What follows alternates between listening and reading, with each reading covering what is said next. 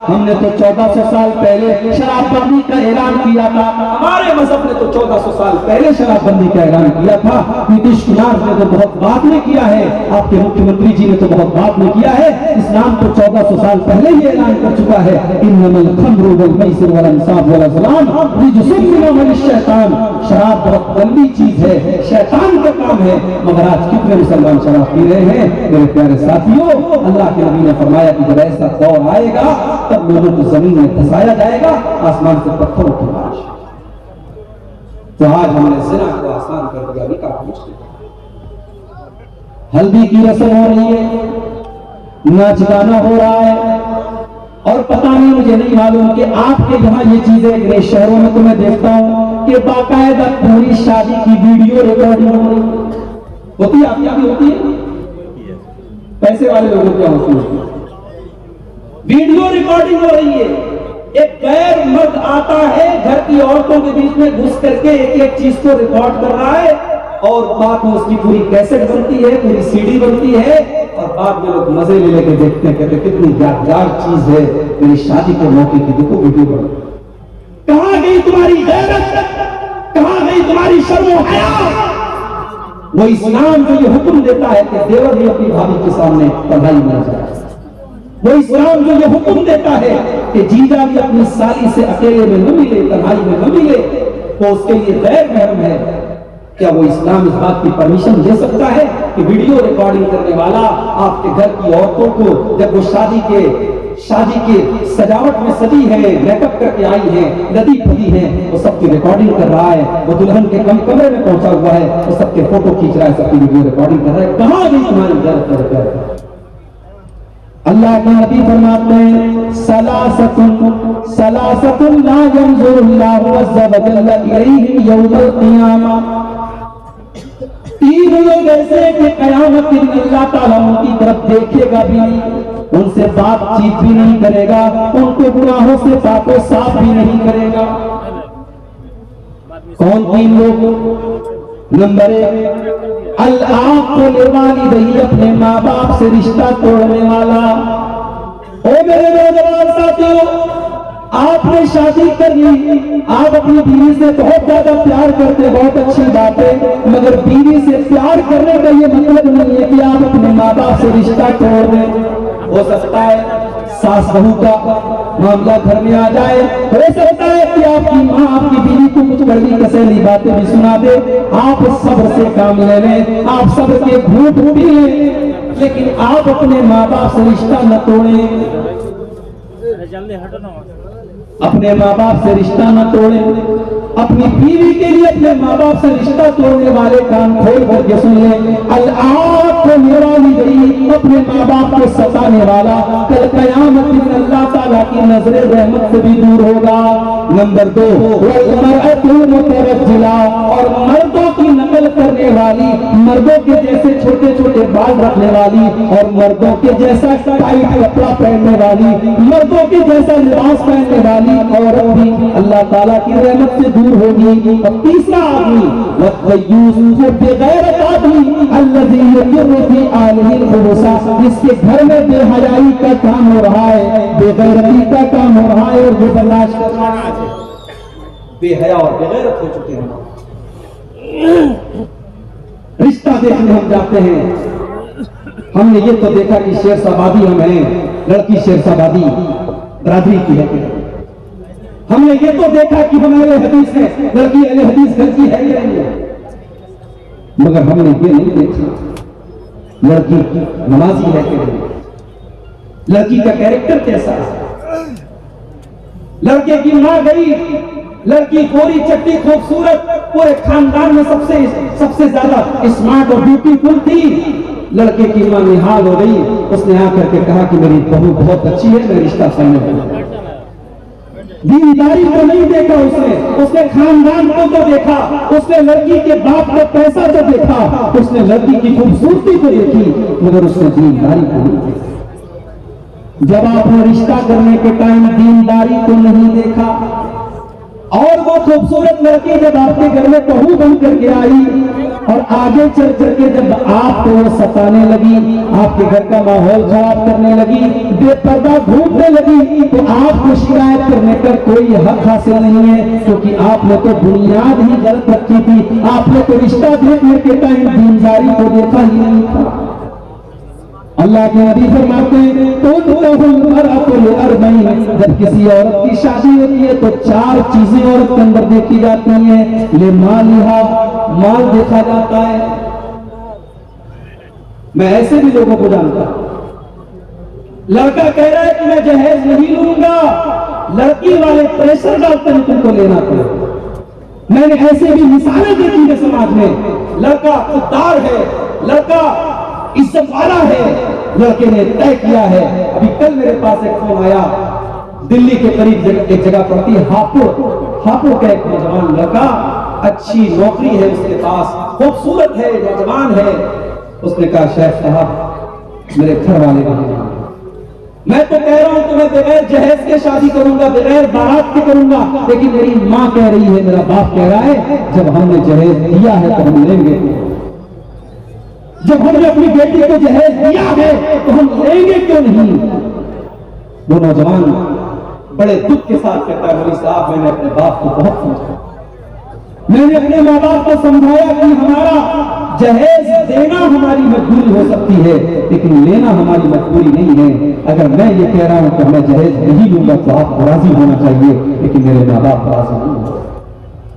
माफ रखना मेरे भाइयों, समाज अगर आज बिगड़ा है, समाज अगर आज तबाह हुआ है तो सिर्फ ये नई नस्ल से तबाह नहीं हुआ है, इसमें बहुत हद तक हमारे बुजुर्ग हजरात भी जिम्मेदार हैं, इसमें लड़कों की माएँ भी जिम्मेदार हैं, इसमें लड़कों के बाप भी जिम्मेदार हैं, इसमें गार्जियन भी जिम्मेदार हैं।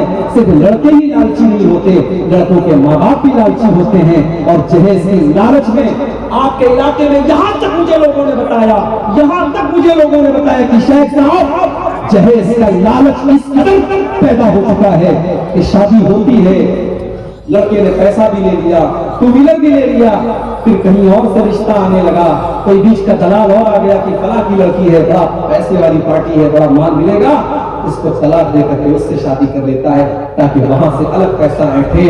मेरे भाइयों, हमने शादी ब्याह के लिए हमने सौदेबाजी बना दिया। हमने लड़कियों को एक तरीके से शादी के मौके पर हमने उनका धंधा करना शुरू कर दिया। अरे हमसे अच्छे तो वो लोग हैं जो अपनी बेटियों को जाकर के बेच देते हैं बाजार में और उसकी कीमत खा जाते हैं। अगर हमने जहेज से इस चलन को नहीं रोका, इसका मतलब यह हुआ कि हम अपने बेटे और बेटियों की तिजारत, ये जहेज याद रखिए, ये तकरीर करने से खत्म नहीं, तकरीर करने से खत्म नहीं होगा। ये जहेज, ये इज्तिमाई जुर्म है, ये पूरा समाज इसमें मुलविस है। जब तक पूरा समाज जागरूक नहीं होगा, हम और आप जागरूक नहीं होंगे, तब तक ये लानत समाज से नहीं खत्म हो सकती। आपके भारत के अंदर रोजाना 19 लड़कियों का मर्डर होता है जहेज की वजह से। साल भर का रेशियो निकालने के बाद ये गवर्नमेंट ऑफ इंडिया की रिपोर्ट है कि रोजाना 19 लड़कियां जहेज के लिए कत्ल कर दी जाती है या आत्महत्या कर लेती हैं।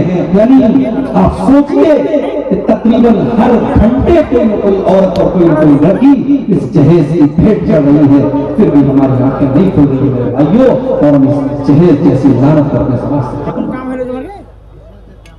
मैं अपने नौजवान साथियों से कहना चाहता हूं, अगर तुम मर्द हो और तुम्हारे अंदर मर्दानगी है तो अपनी मर्दानगी को आवाज दो और अपनी माँ से जाकर के साफ कह दो, ऐ मेरी प्यारी अम्मी जान, मुझे अपने ससुराल से मिलने वाली चारपाई नहीं चाहिए, मैं चटाई पर लेट लूंगा।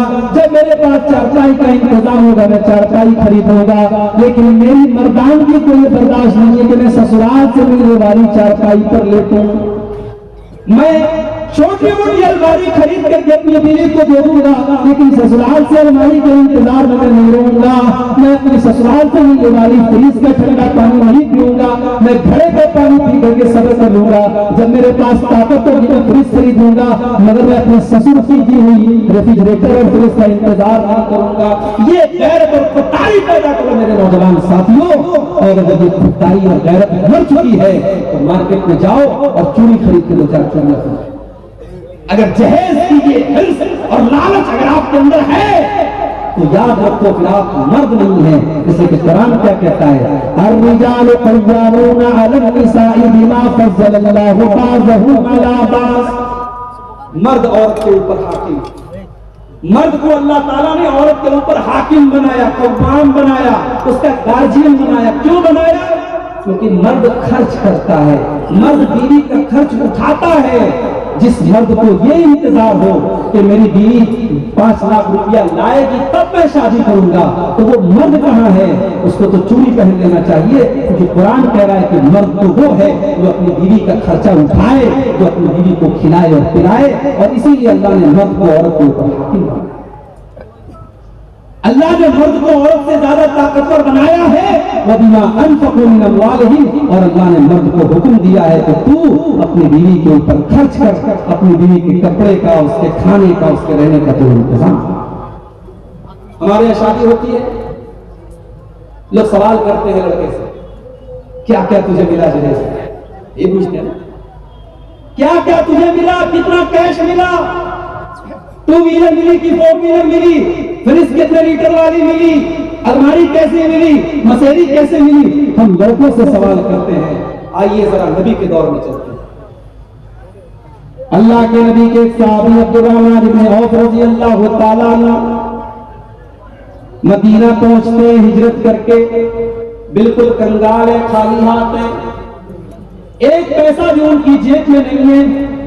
अल्लाह के नबी अपने सहाबा का भाईचारा करते हैं। मक्का के मुहाजिरों को मदीना के अंसारियों के साथ आप भाईचारा करते हैं।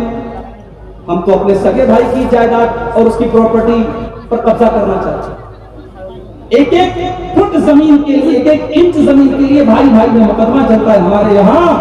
अल्लाह के प्यारे नबी सल्लल्लाहु अलैहि वसल्लम ने मदीना के अंसारियों और मक्का के मुहाजिरों का भाईचारा किया। कोई रिश्ता नहीं था, लेकिन जब नबी ने एक आवाज में कह दिया कि ये तुम्हारा भाई है, अपने सगे भाई से बढ़कर तो उन्होंने अपने मुहाजिर भाई को उसका हक दिया। ये मिसाल है। हजरत अब्दुर्रहमान ने आपका भाईचारा अल्लाह के नबी ने साथ में रबी के साथ कराया। साथ में रबी आते हैं, आए अब्दुर्रहमान मेरे प्यारे भाई, ये मेरा माल है, ये मेरी प्रॉपर्टी है, मेरा खजूरों का बाग है। आए अब्दुर्रहमान आ जाओ, अक्सर मैं अपने माल के 2 हिस्से कर देता हूँ, आधा तुम्हें दे देता हूँ, आधा मैं ले लेता हूँ।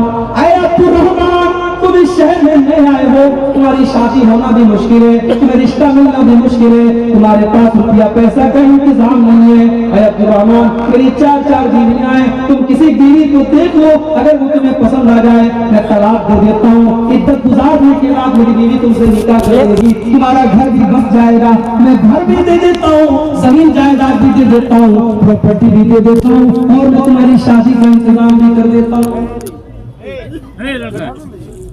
अपने मन से स्टेप काट लेता है। लीजिए सोचिए, नौकरी भी मिल रही है, छोकरी भी मिल रही है, ये तो 2 चीजें आज बड़ी इंपॉर्टेंट होती। घर भी बस रहा है, जमीन जायदाद भी मिल रही है। लेकिन अब्दुर्रहमान इब्न औफ बड़े खुददार आदमी थे, उन्होंने कहा बारकल्लाहु लका फी। अब्दुर्रहमान इब्न औफ रज़ियल्लाहु ताला अन्हु खुददार आदमी थे। हम और आप होते तो फ्री में मिल रहा है, जो फ्री में मिलता है उसको कौन छोड़ता है? अब्दुर्रहमान इब्न औफ कहते हैं कि मेरे भाई, अल्लाह तेरे माल में बरकत दे, तेरे परिवार में बरकत दे, मुझे तेरी बीवी से शादी नहीं करना, मुझे तेरा घर मकान नहीं चाहिए, मुझे तेरा माल नहीं चाहिए, मैं खुददार आदमी हूँ, मैं बिजनेसमैन आदमी हूँ, मुझे तुम बिजनेस करने का रास्ता बताओ, मुझे बाजार का रास्ता बताओ, मार्केट का पता बताओ। मार्केट का पता बताया गया। अब्दुर्रहमान इब्न औफ रज़ियल्लाहु ताला ने पनीर का और घी का कारोबार शुरू, और कुछ ही दिनों में अल्लाह ने इतनी बरकत दी कि अब्दुर्रहमान इब्न औफ ने बहुत पैसा कमाया और शादी भी कर ली। एक दिन अल्लाह के नबी से मुलाकात हुई। अल्लाह के नबी सल्लल्लाहु अलैहि वसल्लम ने देखा उनके कपड़े पर जर्दी लगी है। उस जमाने में औरतें खुशबू लगाती थी शादी के मौके पर, जो जर्द रंग की होती थी। अल्लाह के नबी समझ गए कि अब्दुर्रहमान ने शादी की है। अच्छा, शादी कर ली, नबी को इनवाइट किया। हमारे यहाँ अगर आप शादी कर लें और मौलवी साहब को, मस्जिद के इमाम साहब को न बुलाएं तो इमाम साहब आपके खिलाफ जुमा पढ़ा देंगे। ये मुझको बुलाएंगे शादी में? शादी कर ली, अल्लाह के नबी को पता भी नहीं चला। आपने पूछा कि शादी की हो क्या? हाँ, अल्लाह के नबी से। नबी ने अगला सवाल किया, कम सुख्ता। गौर करो, अल्लाह के नबी ने ये नहीं पूछा कि अब्दुर्रहमान तुमको जहेज में क्या क्या मिला। आपने पूछा कम सुख्ता, तुमने अपनी बीवी को महर में क्या दिया, महर में तुमने क्या दिया? कहा अल्लाह के नबी, ज़िनतन नवातिन मिन ज़ाबिन, मैंने सोने की खजूर की गुठली के बराबर मैंने सोना अपनी बीवी को दिया है। अल्लाह के नबी समझ गए कि अब्दुर्रहमान ने पैसा कमाया है। आपने फरमाया, औलिम वलो बिशातिन, है अब्दुर्रहमान तुम जल्दी से वलीमा करके हमको दावत खिलाओ। अगर बकरी का वलीमा कर सकते हो तो बकरी का वलीमा कर लो। हमारे यहाँ वलीमा में भी बड़ी फजूल करती है। जो बड़े बड़े करोड़पति लोग हैं, पूरे इलाके के बड़े बड़े चौधरी और बड़े बड़े प्रधान और बड़े बड़े नेताओं को बुलाते हैं, उनके पड़ोस में गरीब आदमी है, उस गरीब को वो नहीं बुलाते हैं, और पूरे गांव के बड़े बड़े करोड़पतियों को बुलाते हैं। मेरे प्यारे भाई को अल्लाह के नबी ने उसको सबसे बुरा वलीमा कहा है। शर्रु ताम तामुल वलीमा, अल्लाह के नबी फरमाते हैं सबसे बुरा खाना उस वलीमा का खाना है जहां गरीबों को छोड़ दिया जाए और अमीरों को बुलाया जाए। अगर आपके रिश्तेदारों में, आपके खानदान में, आपके अड़ोस पड़ोस में अगर गरीब लोग भी हैं तो आप जब वलीमा की दावत करें तो उनको खिलाएं और एक हिसाब से आप वलीमा करें। जरूरी नहीं है कि आप